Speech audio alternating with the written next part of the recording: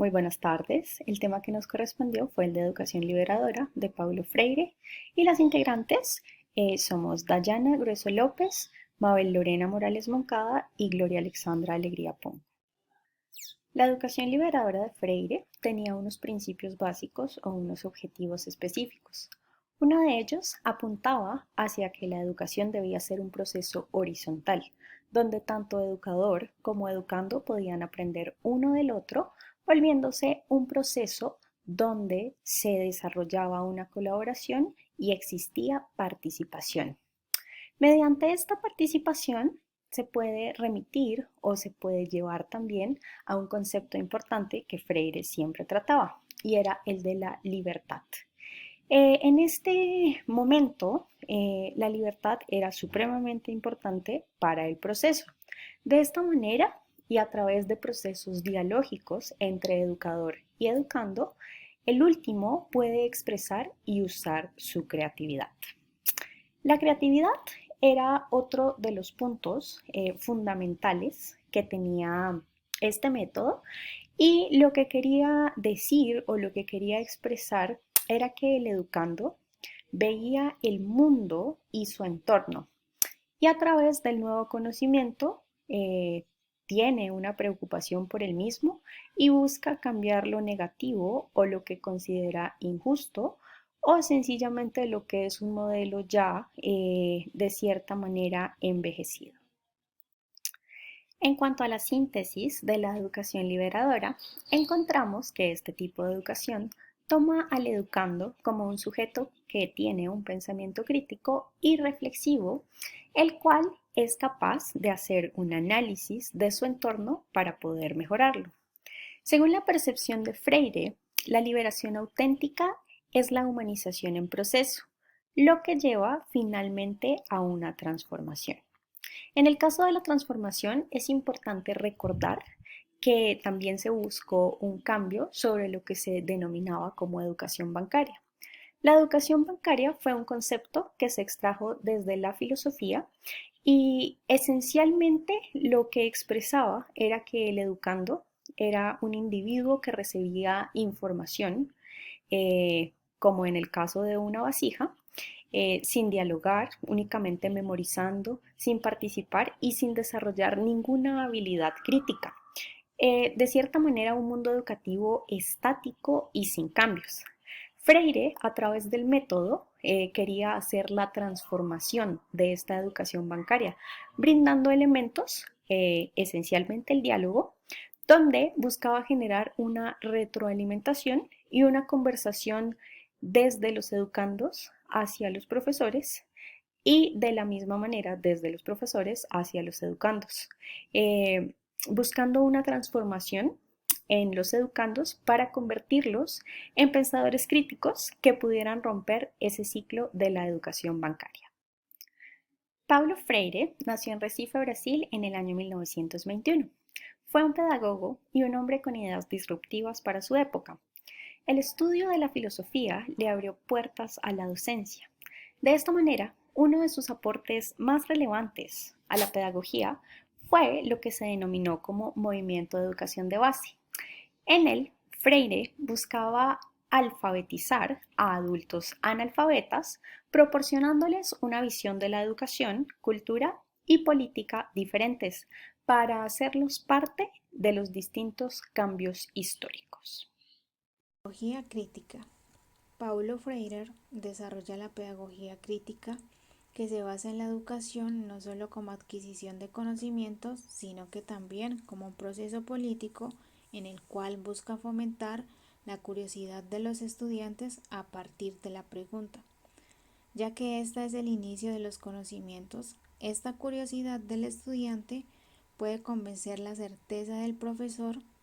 La pregunta que el estudiante hace puede brindarle al profesor un ángulo distinto, en el cual será posible profundizar más tarde una reflexión más crítica. Enseñar no es transferir conocimientos, sino crear las posibilidades para su propia producción o construcción. Por lo tanto, el maestro debe construir desde los conocimientos previos que estos llevan al aula de clase, ya que son ellos un reflejo visible y fiable de las realidades sociales. Pedagogía de la liberación.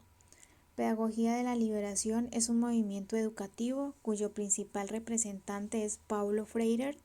Esta se basa en el proceso de renovación de las condiciones sociales de las personas, los considera seres pensantes y críticos que reflexionan sobre su realidad. Esta pedagogía se ubica mucho en las relaciones humanas, por lo tanto implica el diálogo y la reflexión. A lo largo de todo el proceso, pretende que los seres humanos hagan un reencuentro con su dignidad. Esta nos dice que cuando las personas aprenden a leer o escribir, se liberan y recuperan el dominio de sus propias vidas. Y con esto realizan un análisis en conjunto con otras personas de la realidad en la que viven, y con este análisis buscan reconocer las causas por las cuales no se han logrado realizar como personas. Cuando los sujetos o las personas llegan a estos momentos, ahí es cuando se dice que se ha tomado conciencia. Educación liberadora. La educación liberadora propuesta por Freire busca formar seres humanos pensantes quienes por medio del pensamiento pueden lograr ser libres y a su vez conseguir el desarrollo como sociedad. Paulo Freire nos invita con esta pedagogía a que nos eduquemos y nos liberemos de todas las desigualdades sociales, ya que al comenzar a pensar críticamente podemos tomar conciencia de lo que es bueno para nuestras comunidades y lo que no. Podemos empezar a cambiar las realidades y mejorarlas para un bien común, y así dar el gran paso al cambio de la realidad que hoy nos acompaña. La liberación auténtica es la humanización en proceso, es la acción y reflexión de no aceptar una concepción mecánica de la conciencia. Esta pedagogía nos invita a ser amos de nuestra vida y buscar nuestra libertad por medio de la educación, ya que con ella lograremos nuestros objetivos y nos realizaremos como personas. Importancia de los aportes de Freire.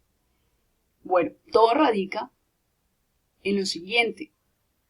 Los aportes de Freire como tal combatían de manera directa el modelo de educación bancaria, ¿sí? Un modelo que generaba pérdida de la conciencia crítica, la capacidad de imaginación, la capacidad de innovar, la capacidad del análisis y sobre todo un modelo que promovía una cultura de silencio. Por esa razón, los aportes de Freire fueron tan importantes, porque él combatía esa situación. ¿Y cómo lo hacía? Por medio de la educación liberadora, entregando a un ser pensante, a un ser que analiza, un ser crítico, convirtiendo el espacio de aprendizaje como un momento donde se abren nuevos conocimientos, se construyen nuevos conocimientos de la mano del docente, de la mano del estudiante, ¿sí? Un espacio donde se baten ideas, un espacio donde se promueve ese análisis, esa parte crítica. Por eso los aportes de Freire son tan importantes, por el resultado que genera como tal.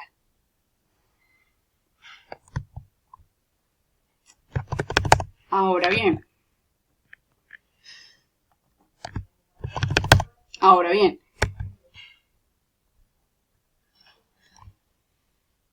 ¿cuáles serían esos desafíos que tiene la educación en el siglo XXI?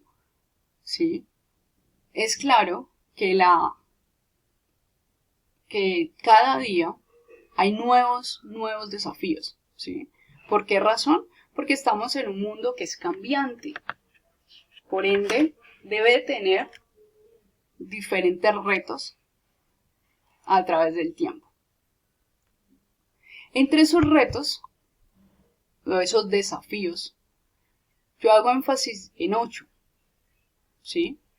El primero es el tema de privilegiar el desarrollo frente al aprendizaje. El segundo es abordar al ser humano en su complejidad. El tercer desafío es priorizar el trabajo en competencias básicas. Cuarto desafío, hay que desarrollar mayor diversidad y flexibilidad curricular en la educación básica y media. Quinto desafío, la formación de individuos más autónomos. Sexto desafío, favorecer el interés por el conocer. Séptimo desafío, favorecer la solidaridad y la diferenciación individual. Y por último, desarrollar la inteligencia intra e interpersonal. Ahora bien, ¿estos desafíos van de la mano con la educación liberadora? La respuesta es sí.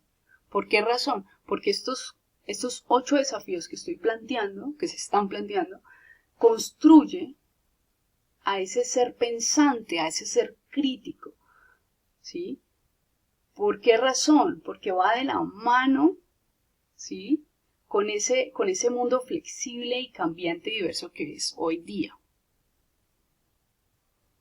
Ahora bien, ¿qué conclusiones podemos tener con respecto a esta situación? Bueno, una es el tema de que Freire invita a adoptar una postura cada vez más crítica y flexible sobre la educación. ¿Sí? Él también hace una invitación al tema de que el sistema como tal no tiene que ser de memorizar y repetir información, sino que tiene que ser un espacio donde se generen nuevos conocimientos. ¿Sí? Y yo quiero cerrar la presentación con el siguiente mensaje. Luchemos por una educación que nos enseñe a pensar y no por una educación que nos enseñe a obedecer.